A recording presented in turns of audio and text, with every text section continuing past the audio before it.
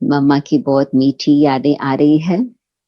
मम्मा के साथ पहली मुलाकात हुई 1957 में। तो उस समय तो मम्मा का बहुत सुंदर माँ का रूप था और मम्मा जिस तरह से दृष्टि देती थी, जैसे ही आपने गीत में सुना, सचमुच किसी का भी अनजान का भी देवमान बिल्कुल पिघल जाता था। हम तो 8 साल की थी उस समय, हमारी उम्र तो ज्यादा ज्ञान तो समझा नहीं था।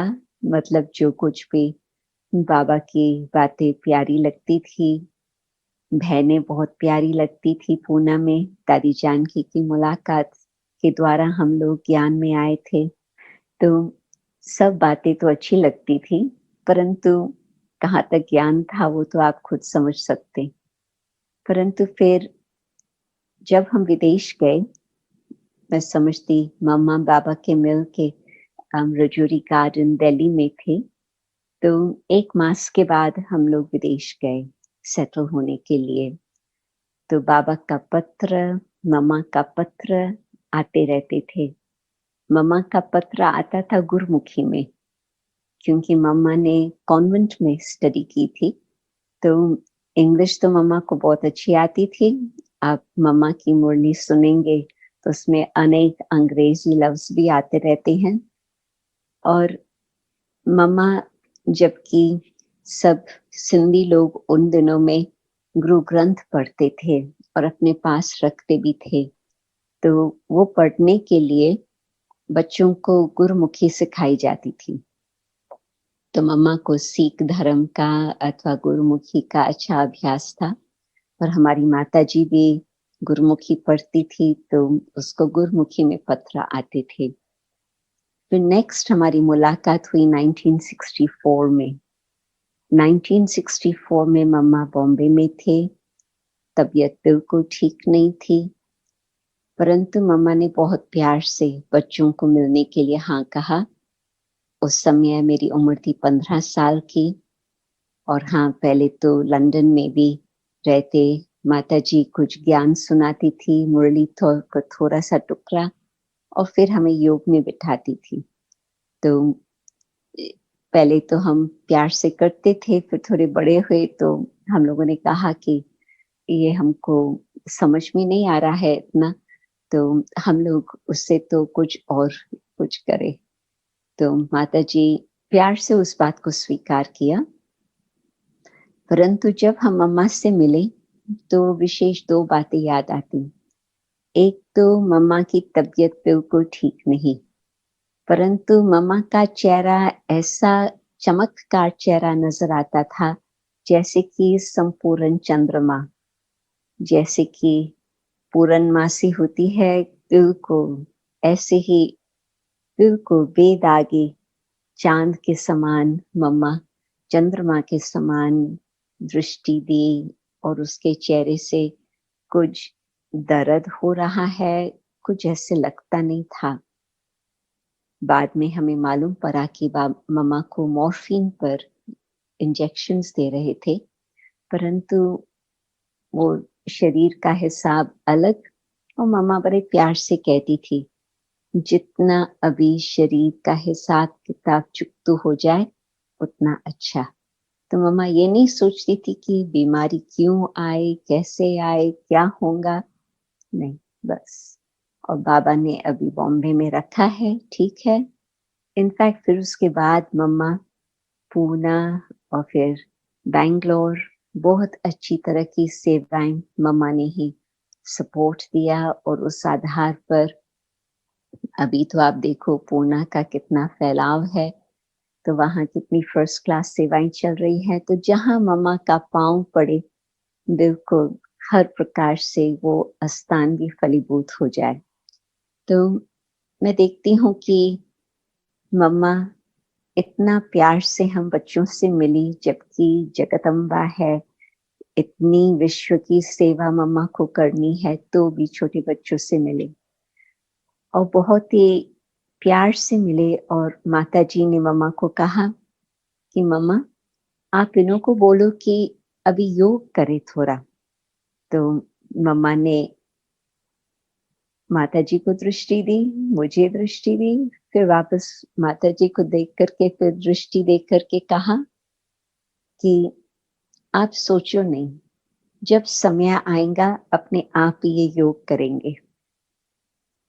तो मैं जो भी कोई आज भी बच्चों वाले माँ बाप होते हैं, मैं उन्हों को यही मम्मा की शिक्षा बताती हूँ कि बच्चों को कभी किसी बात में फोर्स न करें, बड़े प्यार से उन्हों को पालना देते रहे, अपने जीवन की धारणाओं से उन्हों को शिक्षा मिलती रहेंगी और जब उन्हों का समय होगा अपने आप ही वो जागृति आएंगी और वो बाबा के घर आएंगे। तो मम्मा सरस्वती इतना विजडम वाली, प्रैक्टिकल, जो भी कोई बाबा से प्रश्न पूछते थे या मम्मा से प्रश्न पूछते थे, उन्हों को हर प्रकार का उत्तर बहुत क्लियर स्पष्ट मिल जाता था। और फिर 64 में हम तो वापस जल्दी स्कूल के कारण लंदन में आ गए, परंतु माता जी मधुबन गई और वहां पर तब तक मम्मा पहुंच गई थी। और उस समय माता जी को कुछ पीठ का दर्द था, तो मम्मा को पता चला कि रात्रि को उन्होंने नींद नहीं की है, तो मम्मा उनके पास गई। मम्मा ने बड़े प्यार से अपना हाथ घुमाया पीठ पर। उसके बाद माता जी को कभी भी वो दर्द वापस नहीं आया। तो मम्मा, बाबा, दादी जान की, हो सकता है अन्य दादियां भी, परंतु इन तीनों का मुझे मालूम है कि उनके हाथ में शफा थी, परंतु वो पब्लिसिटी नहीं करते थे इस बात का, परंतु बच्चों को मदद करने के लिए कभी कभी इस तरह से कर लेते थे। दादी जानकी ने भी एक बारी मेरे सिर पर हाथ घुमा करके 4 दिन का जो बुखार नहीं जाता था उसको भगा दिया। तो प्रैक्टिकल योग की शक्ति क्या होती, हम लोग जो अपने माँ बाप और ऐसे विशेष अष्ट रत्न है उन्हों के द्वारा हम देखते ही रहे हैं।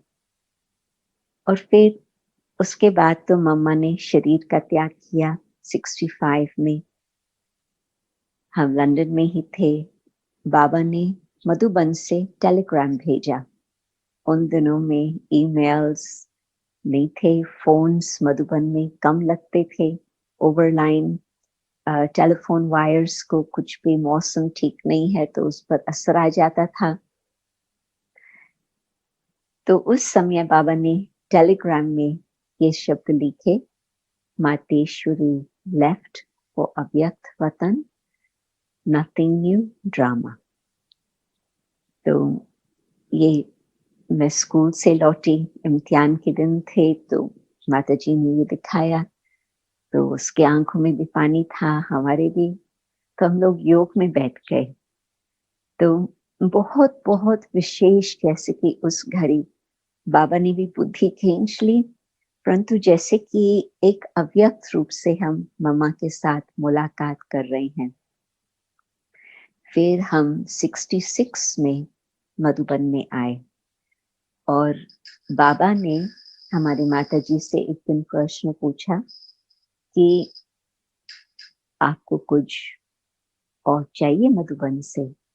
बाबा को था कि ये भरपूर होकर के जाए, मधुबन से दूर देश से आए हैं। तो माता जी ने कहा कि मैं मम्मा को बहुत मिस कर रही हूँ। मैं जब पिछले समय आई थी, मम्मा ने बहुत अच्छी पालना दी थी। तो बाबा ने कहा, अच्छा अच्छा, बाबा वतन में बाबा को संदेश देंगे, फिर देखते हैं ड्रामा क्या होता। फिर बाबा ने दूसरे दिन, उसी दिन ही शायद शीलेंद्रा दादी को कहा होगा। शीलेंद्रा दादी थी दीदी मन मोइनी की लौकिक बहन, और वैसे वो रहते थे बॉम्बे में। बाबा तो उनको बॉम्बे का गवर्नर कहते थे, क्योंकि सारा कारोबार बाबा का, पैसे का लेन देन बॉम्बे के बैंक के थ्रू ही होता था। तो दादी शीलेंद्रा सब कुछ संभालती थी। तो दादी शीलेंद्रा ट्रांस मैसेंजर थी, मधुबन में थी। तो बाबा ने शायद उन्हों को संदेश दिया होगा कि बाबा के सामने ये बात रखो। फिर हम लोग शाम के समय बाबा ने बुलाया, मानो 6 बजे करीब, तो हम बाबा के कमरे में गए। मॉनसून का टाइम था क्योंकि हमको वहां पर स्कूल से वही दिन की छुट्टियां होती थी। तो जब हम यहाँ पर पहुंचे बाबा के कमरे में, बाबा का कमरा तो बहुत छोटा था।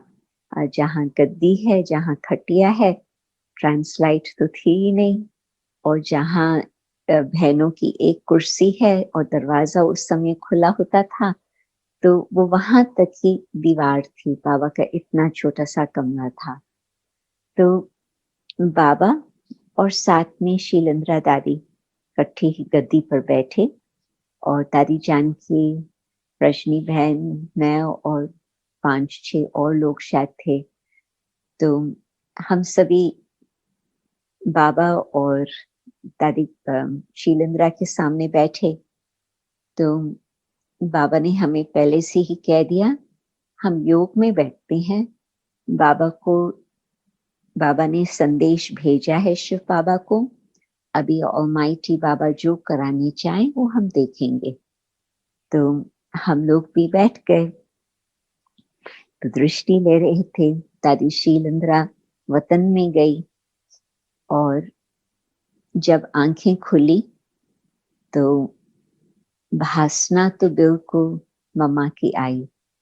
सचमुच ऐसे ही लगता था कि मम्मा आए हैं। दृष्टि से, नैन मुलाकात से वही फीलिंग थी। फिर मम्मा ने बहुत धीरे के धीमे आवाज से बातचीत की। पहले तो मम्मा को खुशी है, आप सब आए हैं, आदाब। फिर कहा कि कुछ प्रश्न है। तो माताजी ने कहा कि मम्मा, एक संकल्प चलता है कि हम आप जैसे कैसे बनेंगे। तो मम्मा ने बहुत प्यार से दृष्टि देके कहा, आपको लक्ष्मी बनना है। तो माताजी ने कहा, नहीं मम्मा, वो तो आपकी पदवी है, परंतु आप जैसे हम मीठा कैसे बने। तो मम्मा बहुत प्यार से देख करके फिर मम्मा ने कहा, तुम तो हो ही, बाबा की बच्ची हो तो तुम पहले से ही मीठी हो, सिर्फ कभी कभी ये भूल जाता।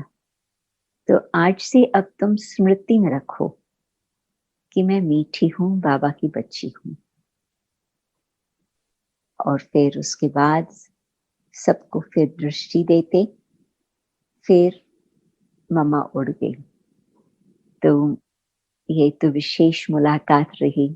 और तब तक तो आप सोच सकते हैं कि मम्मा जो नेक्स्ट जन्म लिया होगा, उसमें तो बहुत छोटे बच्चे के समान ही मम्मा होंगे, क्योंकि करीब ये 13 मास के बाद हम बाबा से मिल रहे थे, मम्मा से मिल रहे थे।